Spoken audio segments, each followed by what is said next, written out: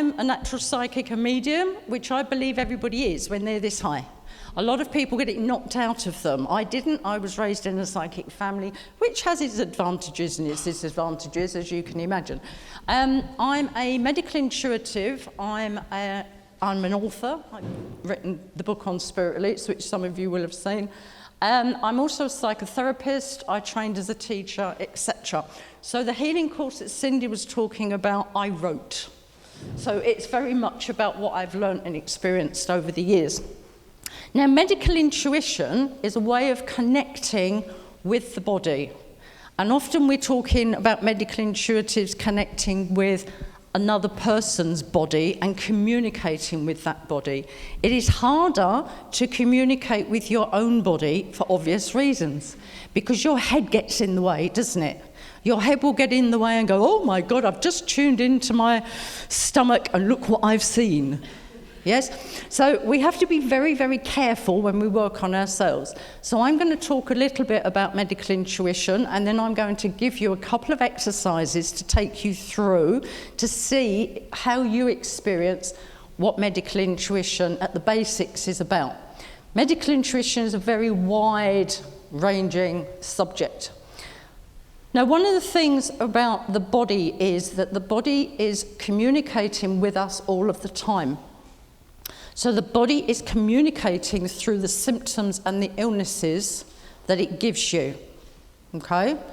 If we ignore those symptoms, those illnesses, those communications from the body will keep repeating them. Hence, a lot of people will recognise that what you have is patterns of illness, and you have a symptom that keeps popping up, and then it goes away, and then it pops up again, and it goes away, and it pops up again, because you're not listening to what the body's trying to communicate, if that makes sense. So with medical intuitives, there are people who sense what's happening inside the body. There are people who see what's happening inside the body, and in order to carry out or work as medical intuitives, we can use all of the 7 psychic senses. So there's seeing, there's hearing, there's sensing, there's feeling. Those 2 things to me are separate, although they're both clairsentience. And there's also tasting. There's smelling, and there's also knowing. I was once asked by a journalist, so is everybody psychic then? And I went, well, yes, everybody's psychic. And he said, well, how do I know that I'm psychic? Because I don't think I'm at all psychic. So I took him through some questions and answers, and he kept saying, no. And I said to him, okay, what about claircognizance? Everybody has some claircognizance, which is clear knowing, okay? So I said to him, do you ever get the impression that somebody's going to phone you, and then 5 minutes later, the phone rings and it's them? And he said, no. And in the end, I said to him, well, okay, maybe you're the only person in the whole of the planet I've ever come across that isn't psychic then. I gave up at that point. Okay, so as medical intuitives, we use a lot of our senses. Now, I was born with my brow chakra open, so I've always had the ability to see. And I got into medical intuition because I used to do readings and so on at the College of Psychic Studies, and it started with people coming along, and I would do the reading for them for the hour, and at the end I'd always say to people, have you got anything that you need to know? Yes, they'd say. Can you tell me if I've got cancer? And I'm like, why? Well, that's an odd question, but I learned to very quickly scan somebody's body and go, no, you haven't. Why do you think you've got cancer? And then a few years after that, I got plenty of practice at quick scanning of bodies through that. And then I had a friend arrive in my kitchen one day. We were standing and I was making him coffee. And he said to me, well, can you actually see inside the body then? And I went, oh, dunno, let's have a look. It's my upbringing, you see. Having been psychic since here, it's like, oh, dunno, let's have a look. I never ever have gone into, oh no, can't possibly do that. What do you mean look inside the body? Don't be crazy. And I stood there and for the next 10 minutes, I was watching his digestive system. And I thought, oh, this is cool. So I started to practice it and then decided that actually if I can do this, I can teach other people to do it as well. So hence the course that I'm doing next weekend on the Saturday and the Sunday, Introduction to Medical Intuition, and then the second day is Medical Intuition, the next steps. See, quite creative titling. So medical intuition can include anything. Physical, emotional, mental, spiritual issues. So medical intuition, we can look at people's grounding. How do they ground? How deep do they ground? Do they ground from one foot better than they ground from the other foot?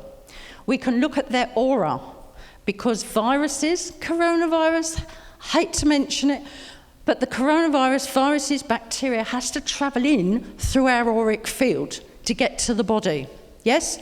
So different pathogens have different rates of travel through the body, so therefore different incubation periods. So a cough or a cold usually takes about 3 days.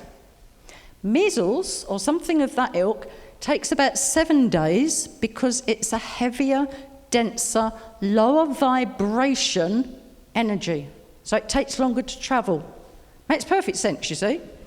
So when something is travelling in and out of the aura, that's when a medical intuitive can pick it up and go, aha, you've either just had X, Y, and Z, or this is coming into the energy field, let's clear it. We also relate to the chakras, because each chakra relates not just to all sorts of issues, aspects, qualities, but it relates to each of the organs and the systems in the body. Medical intuition takes in the physical body itself, and part of what I do as a medical intuitive is I talk to the body. I talk to parts of the body, I talk to the body as a whole. Believe you me, the body will talk back. And in a little while, what I'm going to do is I'm going to give you a couple of exercises, and one of which will be talking to a part of your body. And believe you me, that part's going to talk back to you. Parts of the body tend to be very honest. So I give you fair warning. Okay, now the other thing about the body is that looking at which side of the body that the symptoms appear on. Okay?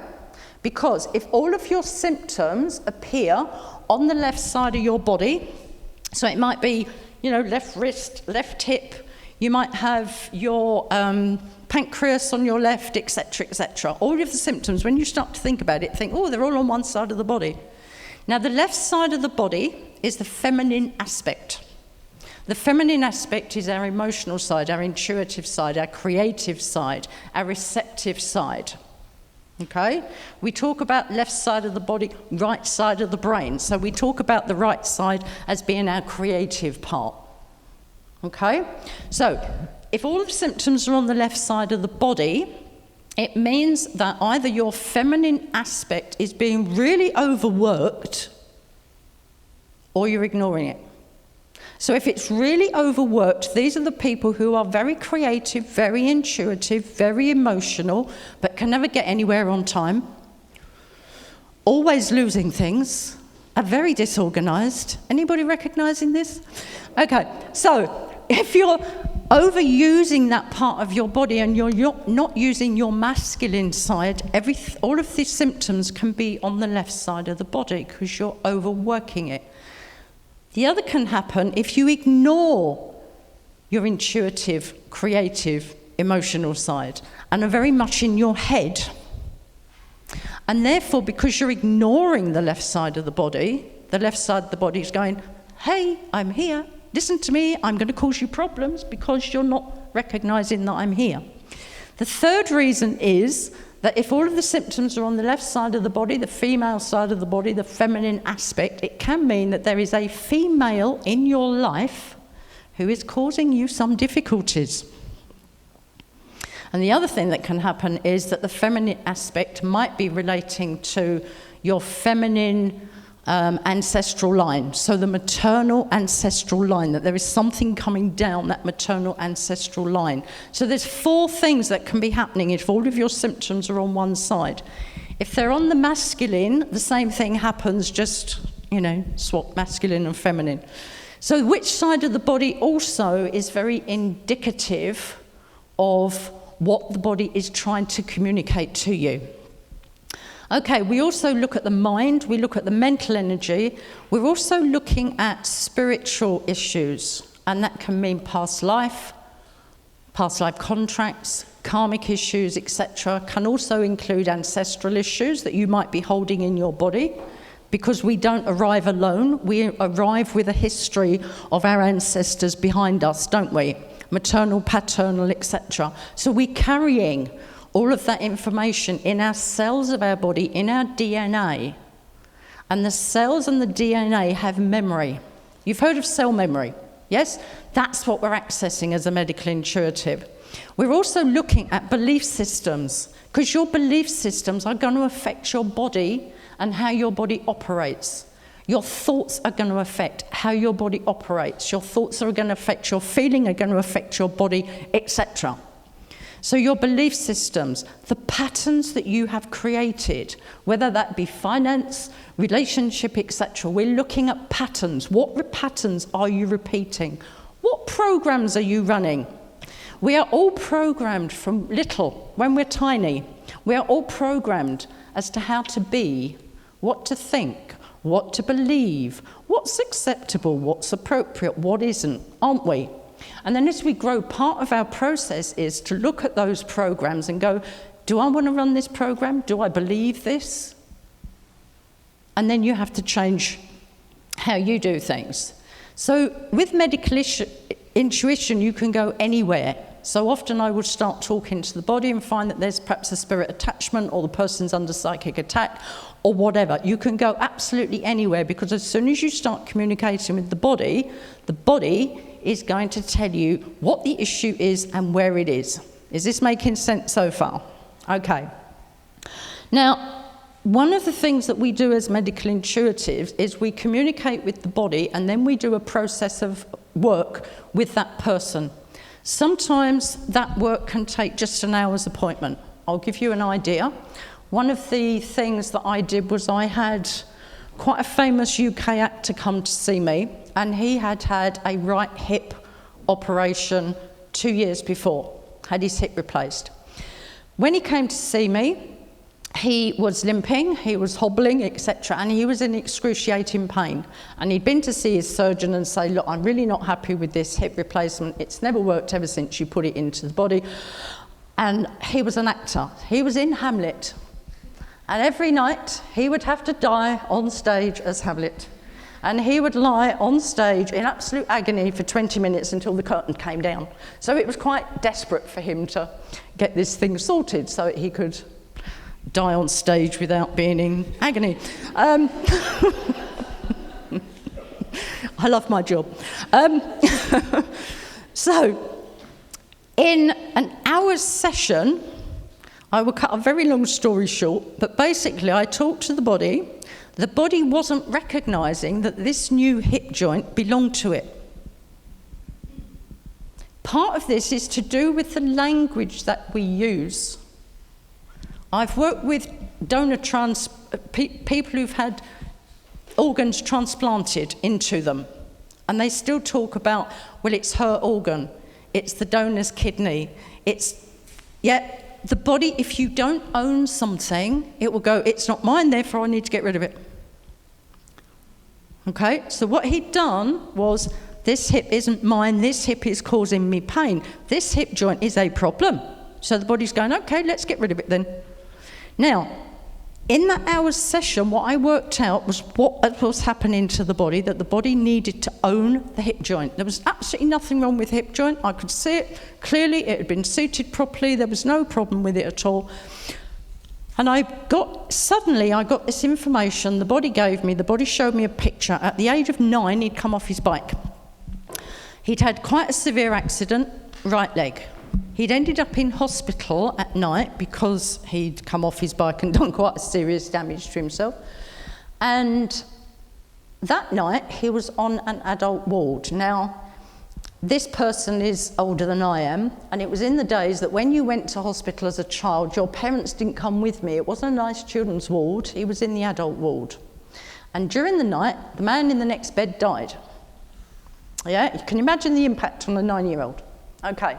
So at the age of 27, the body's then telling me 27. So I said to him, okay, at 27, there's an impact, there's another impact. Oh, right, it's another bike. The body's just told me it's another bike. He said, oh, yeah, that's right. He said, 27. I came off my motorbike and I said, don't tell me you hurt the right leg. And he went, yeah. So the body has repeated a pattern. There is a problem here. So then he has his right hip replaced. Now, all I did was do work with the body, communicating with the body that this hip joint belongs to you. You've got to look after it. It's a really good thing. Give healing to the 9-year-old who had had that horrendous experience when he'd fallen off his bike. Gave healing to the 27-year-old. 1 hour it took me. And at the end of that, he got off my table. He was not limping. He was no longer in pain. He phoned his surgeon. The operation to replace the hip joint again was cancelled. That is the power of being able to communicate with your body on a level that your body understands it.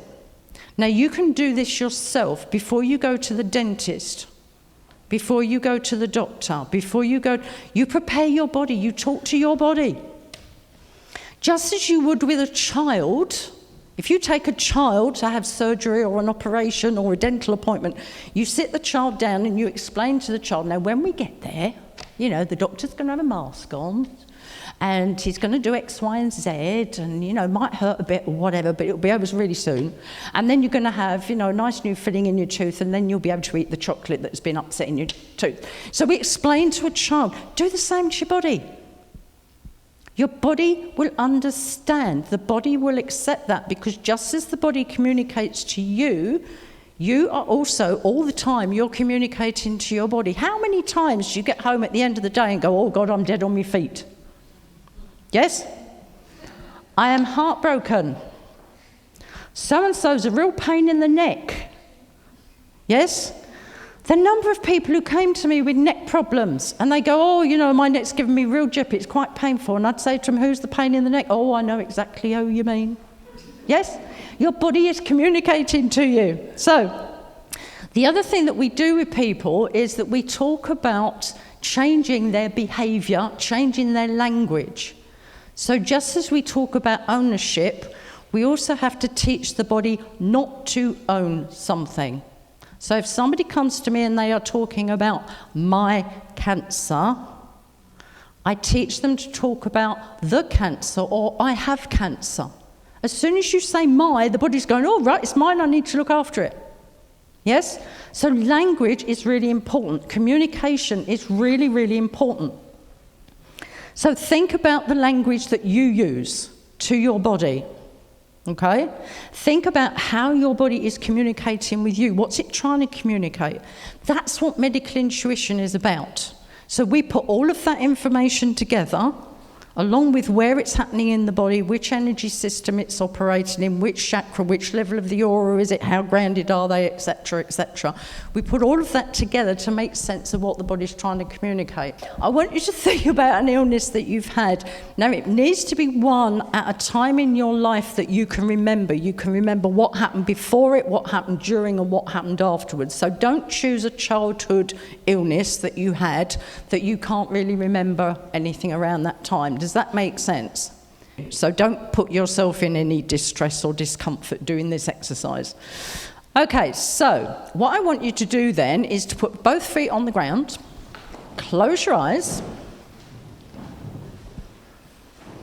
and I want you to imagine that you're dropping an anchor down from your left foot, an anchor down from your right foot, and an anchor down from your spine. So you're dropping 3 anchors into the earth, as deep as you can.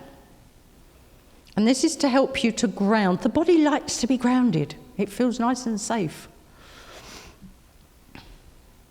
Now, when you're grounded, I want you to focus in your heart center. If you don't know where your heart center, your heart chakra is, that's fine. Just focus in the center of your chest. It's a place of allowing. So you're just going to allow this to take place and the information to come to you. You don't have to try too hard. You don't have to go into worry about it. I want you to take yourself back to that time of illness. What was it like? Think about how it affected you physically.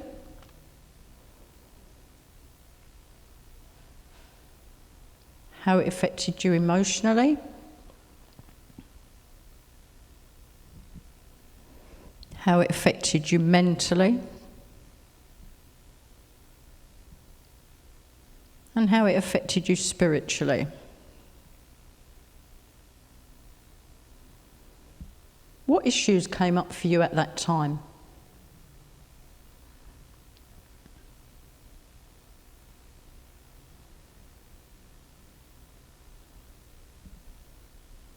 What impact did your illness have on your daily life?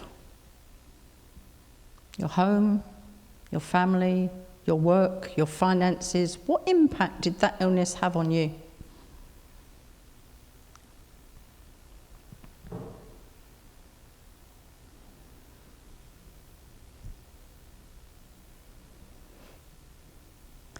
Now go back to the time just before you became ill.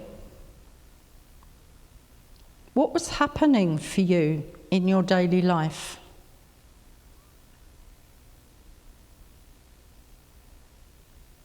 So were you studying? Were you at work? What was happening at home? What was happening in your relationships?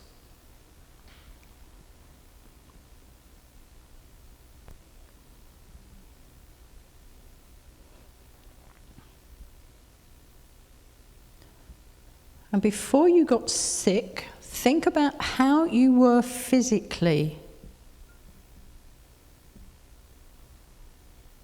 Was your body trying to communicate with you?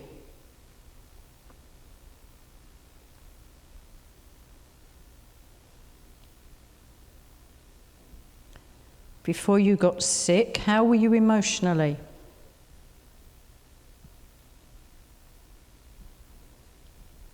How were you mentally?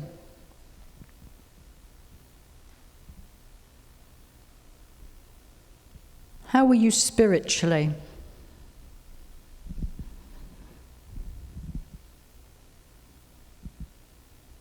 So why did you become ill at that time?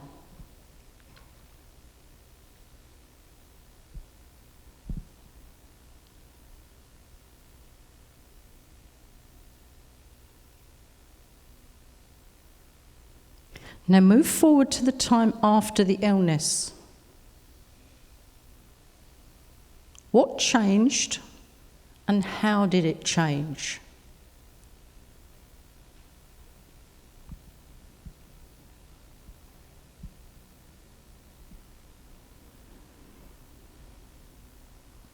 What did you lose? What did you gain?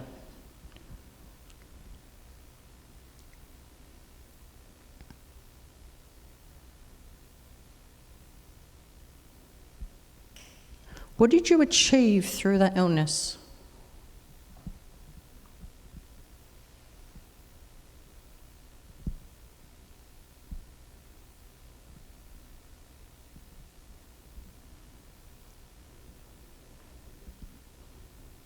Now consider, what have you learned about yourself and why you became ill on that occasion?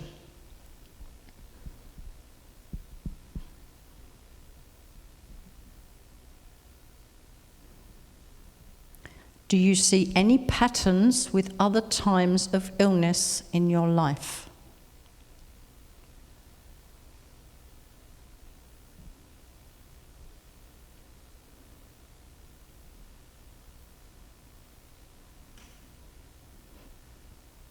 And then in your head, without too much thought, I want you to complete the sentence.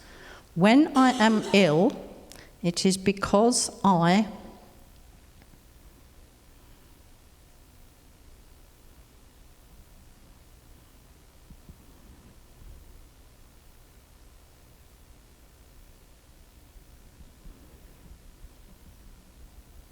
Okay, now I want you to centre back in your heart if you've wandered off. And I want you to check your grounding. So check those anchors are still deep down into the earth, from your feet, from your spine. So you're properly in your body. You can feel the chair that's supporting you. You can feel your feet in contact with the floor. And when you're ready, open your eyes.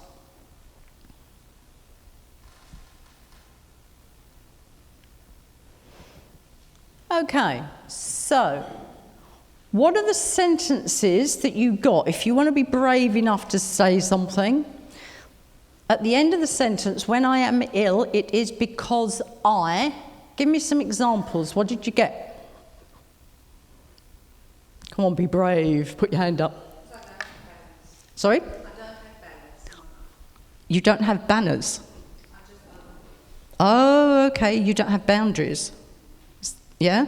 So it's when I'm ill, it's because I don't have boundaries. I haven't said no. I do too much. I overstress myself. Okay? Good. Thank you. Anybody else? Yeah. I need rest. Yes. When I'm ill, it's because I actually need rest. I haven't listened to the communication from my body. My body has been telling me, you've got to rest now, you've got to rest now, you've got to rest now. And we ignore it, don't we? Because in our head's going, oh, but I can't do that. I've got too much to do. I've got all these deadlines. I've got 3,000 things to do before 5 o'clock tonight. Yes? So we don't listen to what the body's communicating. Thank you. Any others? Yes, lady at the back with the scarf around your neck. You're afraid of? Oh, right. Putting your head above the parapet. Oh, okay. So that's very interesting. So every time your body feels or your mind feels, you need to be standing up for yourself. Yes? It's going to go, okay, I'm going to give you an illness or a symptom or something that's going to show you didn't stand up for yourself again. So it will show you the same pattern. Thank you. Lady in front of her. Yeah, in the blue. Blue top? Yeah, black top. Yes. And that's a big one for a lot of people. When I get ill, it's because I'm in a situation I shouldn't be in. It's in a situation I should have got myself out of. I'm in a situation which is toxic for me. I'm in a situation where I need to be confident enough to go, no, had enough, I'm off out of here. Yes? Big one. Thank you. Lady in front of her in the spotty top. When you worry too much. Okay, good. So when I get ill, it's because I am worried. Yes, I worry too much, I get stressed, I can't sleep, I don't eat well, or I overeat is the other one that the body does. Yes? Anybody else? Yep. Oh, that's a good one, isn't it? When I am ill, it's because I am holding on to the past. I can't let go of something. So think about what it is that you can't let go of. And I can bet you that if you think back over your life and you look at patterns, what you're not letting go of, it's a similar thing. It fits into the same pattern, doesn't it? Absolutely. So the body's going, another pattern. Here we go again. Yes? Good, thank you. Anybody else want to be brave? Yeah. Sometimes I find that I end up much stronger because I've kind of fought back. Yeah. Okay, so when I'm ill, it's because I need to make progress. I need to step forward. I need to develop to the next thing. So illness isn't always necessarily a bad thing. It's not a negative thing. It can be a really good indicator for, okay, done it, been there, got the T-shirt, seen the video, I'm ready to move on now. Yeah? Brilliant. Thank you. Lady at the back with the glasses. Wow.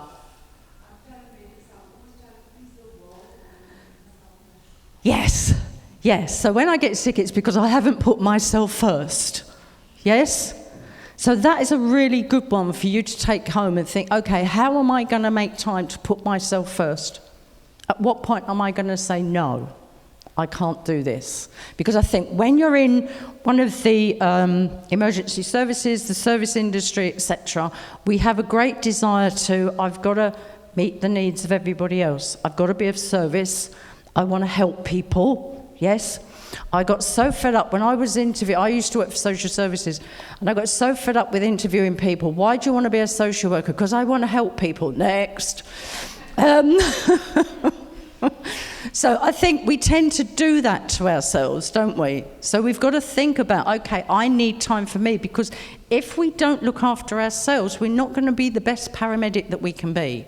We're not going to be the best hospital, doctor, nurse, teacher, whatever you are. You're not going to be able to do it because you've given too much of yourself. You are omitting your self-worth. You're not acknowledging the value of yourself, and therefore your body's going to go, hey, it's me again.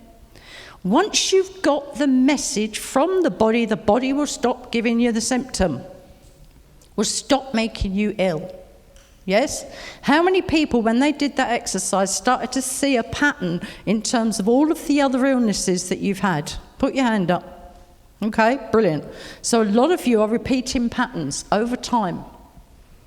And a lot of us are programmed to think about illness in a specific way.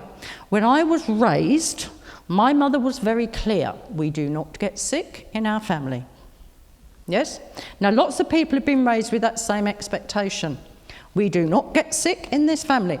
So as a child, I had, from the age of 7 to 11, every month I had tonsillitis, throat chakra, yes, problem expressing something. So every time I ended up with tonsillitis, she'd say, oh, you're fine, go to school. School would then send me home again. This child's got a raging temperature, and my mother would be furious.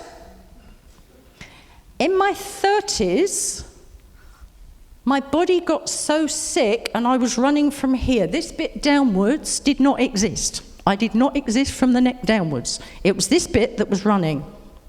So they would send me home from work because I'd collapsed again. I'd get up the next morning, I'd go into work, I'd do a whole day's work, invariably collapse at some point during the day, usually get on with the job, come home, go to bed, start it all again. And eventually, my AD, my assistant director, put paid to it and went, okay, you're going home and you're going to stay home for 3 months. I was furious. But at that point, my body had won. My body had been so desperate to communicate with me, and it was only when I was lying flat in bed for 3 months, could hardly move, do anything for myself, that I actually started to listen to my body. And I had to give in to it. And I had to relearn my behaviour, my thinking, my programming, my language. I'd never said no in my life. Now I say it an awful lot, as most of the students will find out. So I say no, and I say, you know, I can't do that. But I also acknowledge when I can do something. And when I got that sick, I had to start saying, no, I can't do that. And then I had to relearn how to say, yes, I can do that. Yes? So we're always having to reprogram ourselves. And when I am ill, the classic ones are, when I am ill, it's because I need attention. Yeah? When I am ill, it's because I need to move on to something new, something different, something better. So the illness is putting an end to something. When I'm ill, it's because I'm going in the wrong direction. That was certainly where I was going. When I am ill, I am ashamed and need to avoid something or someone. I can't have sex with you tonight, darling, I have a headache. Anyone use that one? Heard that one? The funniest one I ever heard with this was that I had a lady come to see me, and we did this particular exercise. And she'd ended up in hospital with a very severe chest infection. She was in hospital for 3 weeks, and I took her back to, okay, what happened just before you got sick? What was happening? And she said, oh, we had a Christmas party, and I got drunk, and I snogged my boss in the cupboard.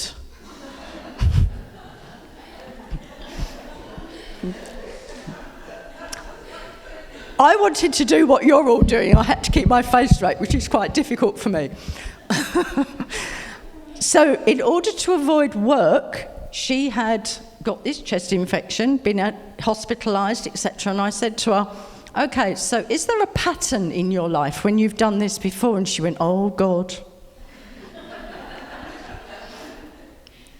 At the age of 7, she said, I fell in love with a little boy at school. And we went into the cupboard in the school break. to show each other our bits. And she said, and when I came out the cupboard, this little boy told everybody what I'd done. And she said, I went home that night, and she said, I was so embarrassed. She said, I couldn't go to school the next day. And she said, I got really sick, and I had a really bad chest infection, and I had to stay off school for 3 weeks. And I said, what happened when you went back to school? Oh, they'd forgotten all about it. What happened when you went back to work after your hospitalisation? They'd forgotten all about it. Yes? So her pattern is, when I'm ill, it's because I'm ashamed and there was something I've done that I didn't want to do. So it's a case of them working with somebody to think about how can you do this differently. When I'm ill, it's because I don't want to do something, or when I'm ill, it's because I need to resolve something. So it's a case of thinking about, often don't do it while you're ill.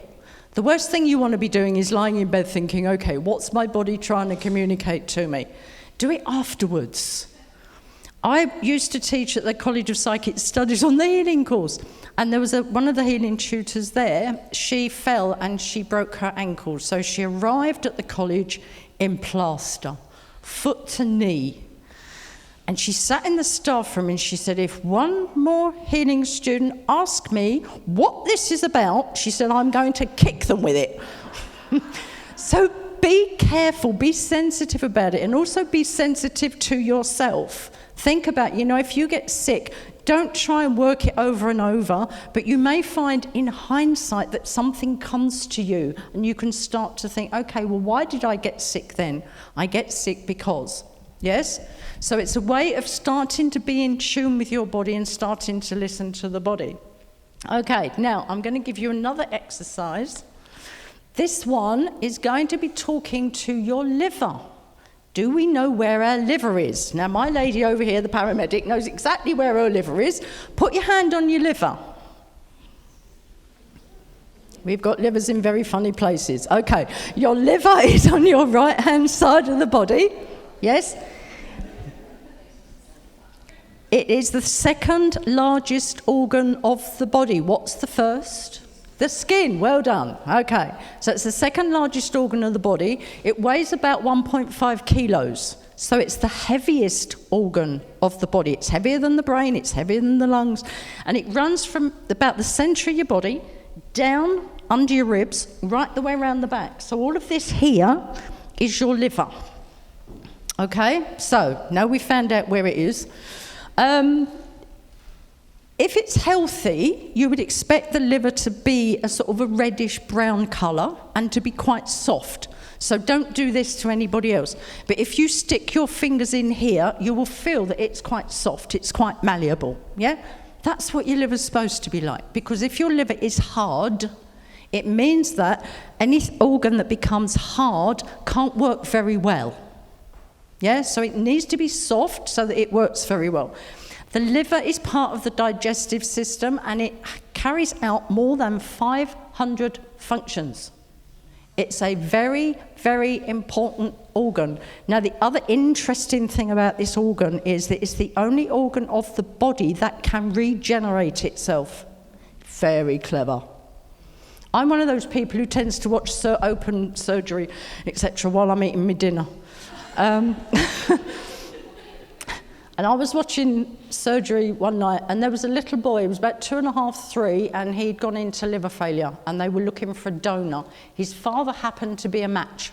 So what they did was the liver has 2 lobes. Basically, it's got a right lobe on the right side of the patient, and then a left lobe, which is the smaller one in the middle.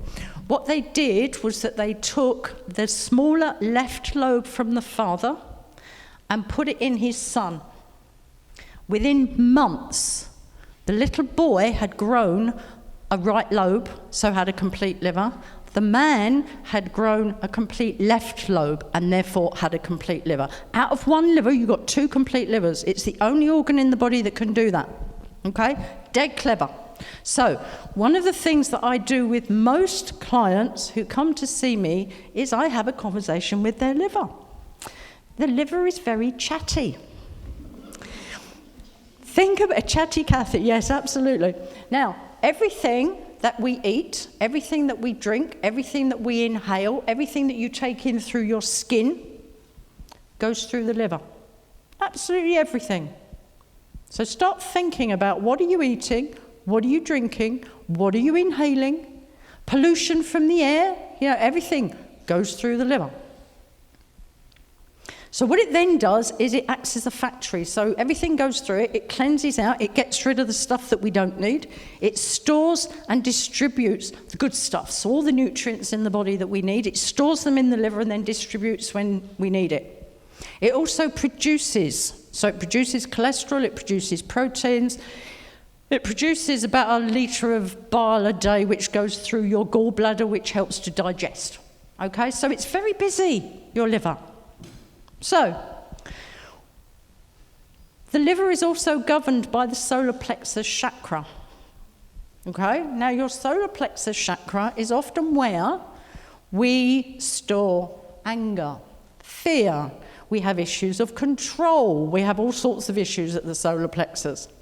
If you follow traditional Chinese medicine, they will talk about different organs of the body holding different emotions. Liver traditionally is supposed to hold anger.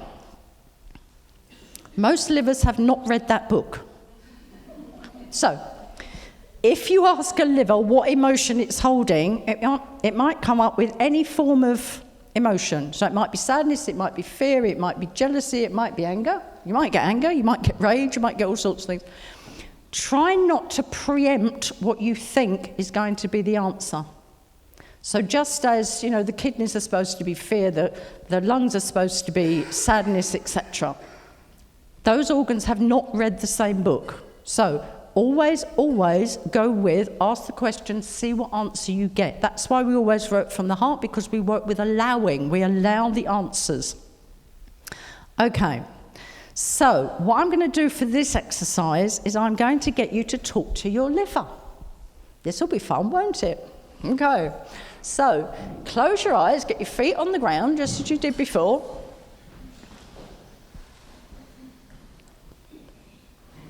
Get those 3 anchors down, from your feet, from your spine, deep into the earth, deep as you can get them.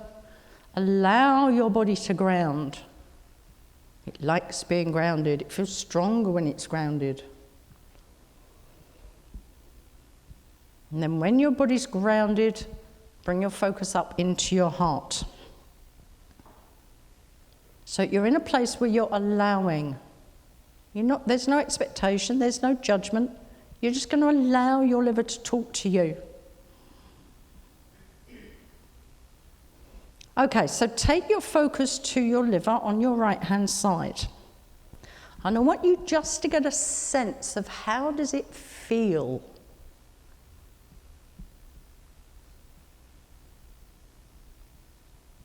Is it tired? Is it energized? Is it busy? Is it struggling? How does it feel?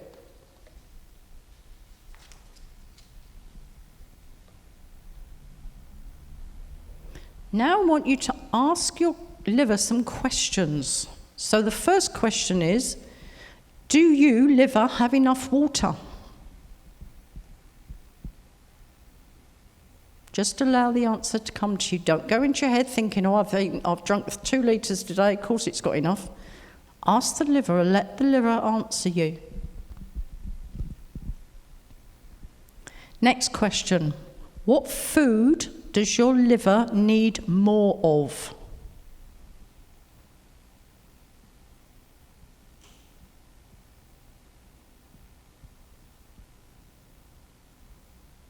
What food does your liver need less of?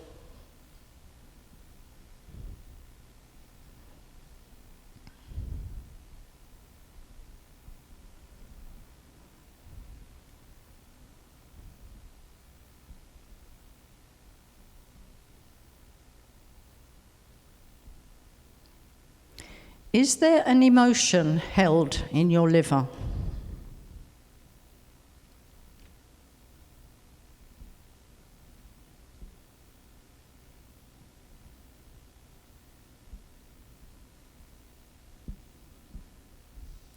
And is there anything else that the liver wants to tell you?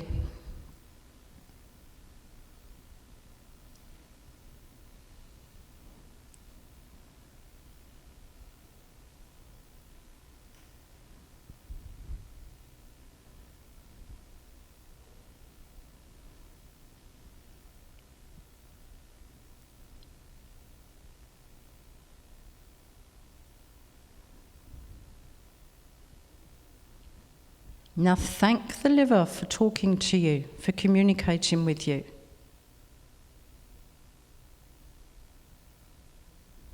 And come back to your grounding. Check those 3 anchors are still down from your feet, from your spine. Check that you can feel your feet in contact with the floor. You can feel your body in contact with the chair. And when you're ready, open your eyes. Okay, so how chatty was your liver? Anybody surprised by the answers that they got? Anybody want to share some of the surprises that they got from their liver? What did your liver tell you that you were surprised to hear? Yes. Yeah, it's you.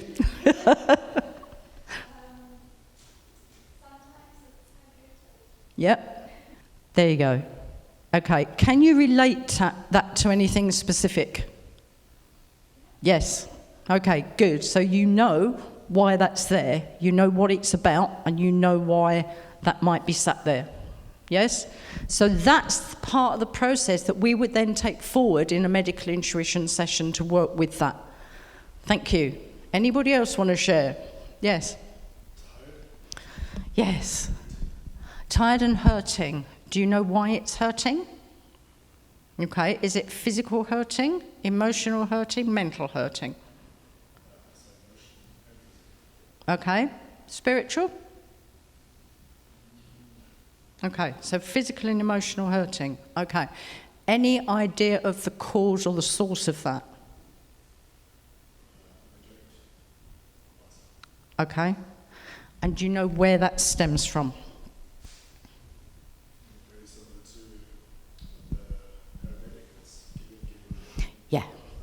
Yeah, good. Okay, so your liver is storing all of that information. Yes?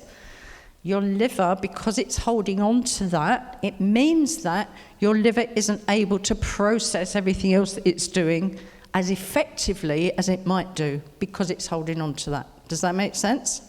And that's the same for everybody. Whatever you've discovered in your liver that your liver's holding on to, it will be affecting how effective it is. Okay? Anybody else want to share? Okay. I often get asked this question, as a medical intuitive, what's the difference between talking to the body and doing a psychic reading? Yes? It's completely different where you're getting the information from and the energy. When I do a psychic reading, I'm connecting to source, I'm connecting to my guides, etc., etc. I'm doing a psychic reading here and giving information. When you do work as a medical intuitive, you connect with the body, with the person's body, and then you bring it back and you relate it to them. Yes, you're not doing a psychic reading. So that information, this is why it's harder to do it on yourself, because then you start thinking, my head's getting in the way here. Yes? Because if I asked my liver, what did it need more of, my liver's going to tell me I need more chocolate. Because if I'm in my head, of course I need more chocolate. But my liver is never, ever going to tell me you need more chocolate, is it? Yes? So when you work on yourself, it is so much harder because there's a conflict between how do I know that my liver's saying that and how do I know that that's my head saying that? And often it's a level of what you get from the liver, if you're actually communicating with the liver, is a form of something that surprises you. It tells you something and you're thinking, oh, hadn't thought about that, didn't know that. As I said at the beginning, I used to talk to a lot of people's livers to get information, particularly if a client came in and they would say, no, I'm not taking any medication. You go to the liver and it's going, medication? Yes, it gives the game away. People who've had a drink before they've arrived. No, I haven't drunk any alcohol. Your liver's going, yeah, she has. I had one woman one morning, it was 10 o'clock in the morning, it was my first appointment of the day, 10 o'clock appointment, and she arrived, And she was going on about something or other, and she was like, I keep putting on all this weight, and I don't know why I'm putting on all this weight. And I think it must be the spirits that are attached to me. And I'm looking at her going, you haven't got any spirits attached to you, but, you know, we'll have a look at it. And I said to her, well, tell me, how's your diet? Because we always like to look at the practical things. How's your diet? Oh, no, I eat lots of green, and I do all the healthy diet and whatever. But look at me, I'm still putting on weight. And she was fairly overweight. So I tune in, I talk to her liver, and her liver says, ask her about the apple pie and custard she had on the way to you this morning for breakfast. So I asked her, and she had to go, oh, yeah, I did stop for that.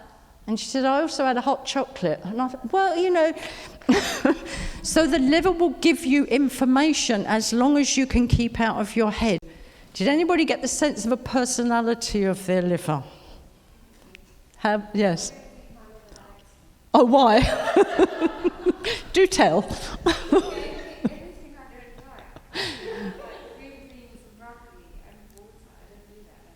Well, there you go. Green beans, broccoli and water is actually good for you, apparently. Okay. Sometimes what your liver will do is show you something like broccoli to say, actually, I just need more green stuff. Doesn't matter what type of green stuff you eat, just eat more green stuff. Yeah, so if you don't like the beans and the broccoli, kale, spinach, whatever else that's green. Yes? So sometimes what the liver will do is it will often communicate with you in pictures. That's often what I get, yes? So when you get pictures, it will show you an image of something which is a symbolic image or representative of. So if you get, you know, a green piece of broccoli, it might just be saying, I want more green vegetables. Yeah, so vary that, and if it's saying I need more water, what it's meaning is I need more fluid in the body. So if you don't like plain water, just make sure that you drink enough fluid during the day, and then it will be happy. Yes, okay. So if you're drinking a lot of coffee, it's not going to like it. No. So, yes. Exactly. So your liver will tell you something that maybe you don't want to know. Yes, lady over the back. Okay. Okay, so grief in particular, it's why I always say to people, we don't just store grief in the bit of the body that it says in the textbook. Your body will store grief where it's right to store grief for you. That grief may move around as the grief progresses. Yes? Now, if you think about it, if you find, say, grief in your liver, then it's a case of sitting with that grief, going through, where does this come from? Is there a pattern in this? Is there another origin in this? So if somebody has an awful lot of loss in their life, is there anger associated with that loss? It's feeling like grief, but actually is there anger? Is there resentment? Is there frustration? Is there something else that goes with that has not yet been understood or explored? Yes? So whenever we find an emotion, we're always looking at what is that emotion trying to tell us? What is the liver trying to tell us by saying, you've got grief here, didn't expect that, did you? But I'm holding grief for you, yes? And it's saying to you, you need to look at this. Because again, if you continue to store grief in your liver without sitting with it, without processing it, without crying, without doing letting go ceremonies or however you're going to deal with grief, because everybody deals with grief completely differently, and there is no time limit. I'm dead against this thing about you need to do it in a year. You know, get over the first birthday, anniversary, Christmas, and then get on. No, it doesn't happen like that. So if your body is still storing that emotion, it's storing it for a reason. There are some things that you are never going to get over, but you will process to a level where you can hold it in the body, that the body remembers it, that the body can bring up when it's right to, but it's not going to store it and hold on to it, which is then going to cause a problem for that organ. Does that make any sense? Yeah? Good, thank you. Anything else? There was somebody else over here. Yeah. Some people find it harder than others. Some people, it's why I gave you the example at the beginning of my friend who was in my kitchen and said, oh, can you see inside the body then? And I went, ooh, dunno, let's have a look. What most people do, I'm quite an oddball, so that is my response. What most people would do in that situation would go, don't be stupid, of course I can't look inside the body. This gets in the way. So when I say to you, okay, you're going to have a conversation with your liver, your head might have gone, you're going to do what? This woman's just flown in from London, who does she think she is? Yes? So there could be anything going on, because as that lady said over there, the subconscious plays a part in this. Yes? So your subconscious mind might be going, oh no, we're not going to go there. There's too much there, we don't want to look at it, or whatever. So don't feel disappointed. You might be one of those people who needs to do this a few times in order to develop your confidence in doing it and get your head out the way. Exactly. So therefore, if there's other parts of the body, go to those first. You know, don't go to the liver, go to those bits first. But also, if you want to know what your liver has answered to those questions that I gave you tonight, ask somebody else to tune in for you. Yes? So there's ways around it. Yeah? There you go. So your liver might be going, you've taken me gallbladder, I don't want to give you any further information, thank you very much. Yeah, but there can also be, you see, fear linked with, you've already had that part of the body invaded, something's been cut out, something's been taken away. So that part of the body might be going, no, I'm protecting this, you're not going to go in there. It's too sensitive, it's too raw, it's too whatever. Go to somewhere else, go to your left knee. Look, your left knee's been causing you a problem, go there. Yes? Better diversionary tactics. Thank you. Anybody else?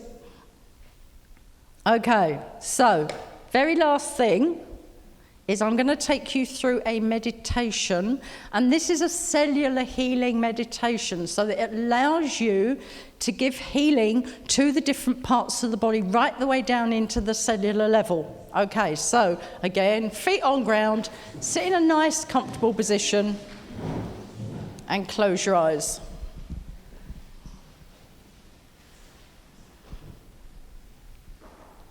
Now try and centre in your heart again, so that you're in that space of allowing rather than expecting and judging. And I want you to get a sense of your connection to the light from above, the light from source, the light from spirit, the light from God, however you see that. And allow that light from above to flow through you and around you.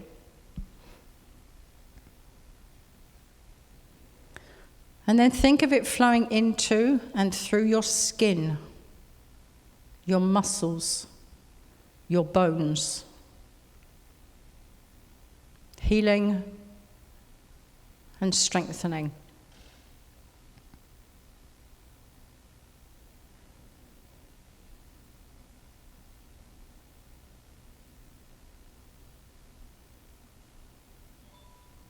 Imagine that light flowing in your bloodstream all the way around your body. And as that blood flows through your body, it's taking its light and energy throughout the body. Cleansing, healing, rejuvenating.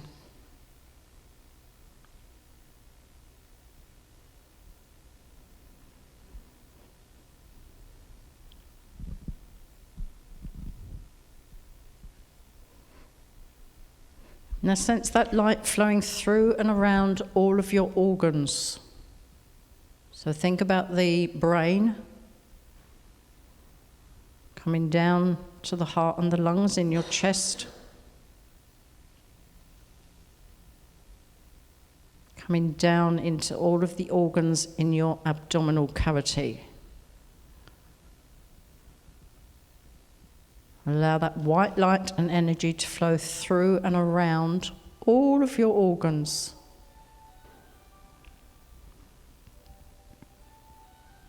Notice which ones really need that healing light.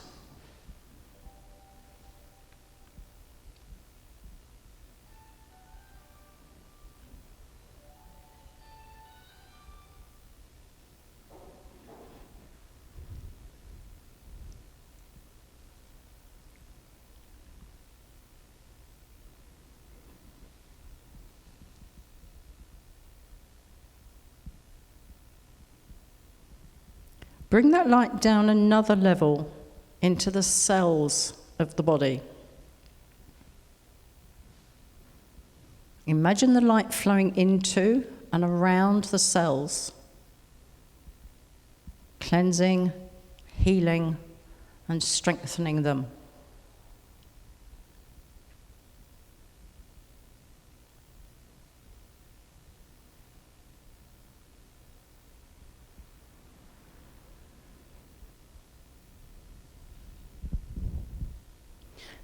And as that light flows into the cells, it raises the vibration of each and every one of the billions of cells in your body.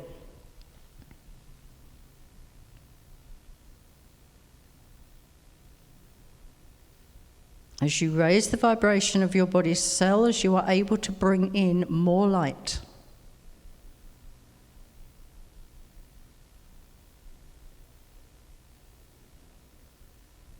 And as each cell dies and is replaced by a new cell, it has the potential to also vibrate at this new, higher frequency.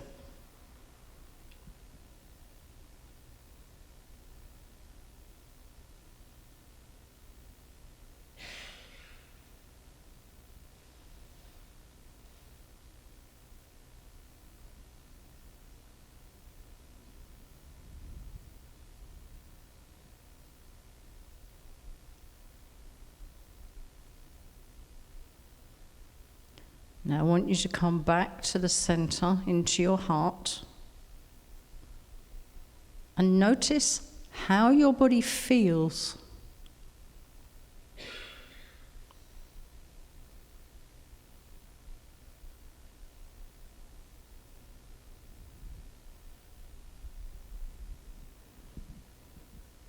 And then bring your attention to your grounding. So think about those 3 anchors from your 2 feet, from your spine.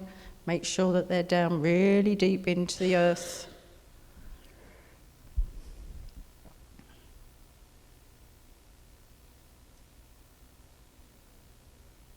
And when you're ready, open your eyes.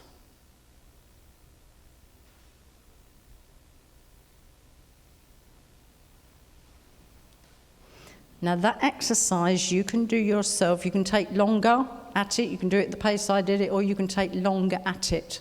The more you do that, if you think about raising the vibration and the frequency of your cells, you're helping your body come back to optimum health. Your body and mind is always trying to strive to a position of optimum health. Okay? So if you do that just once a day, see what effect it has for you. Okay, you've worked really well tonight, guys. I'm really happy with how things have gone. I hope you've got a lot from it. As I said at the beginning, and Cindy said, if you want to do the weekend, it's not this weekend, next weekend. On the Saturday, I'm doing Introduction to Medical Intuition, which doesn't do exactly what we've done today. So if you come, don't think that we're going to be repeating this. This is a bit different. And then on the Sunday, we do Next Step. So if you want to do that, you can sign up, you can go onto the website, you can speak to Cindy, etc., and we can send you the links if you email in or have struggle with the website. But thank you for listening. Thank you for joining in, being such a fabulous audience. And I'm going to leave you in peace now.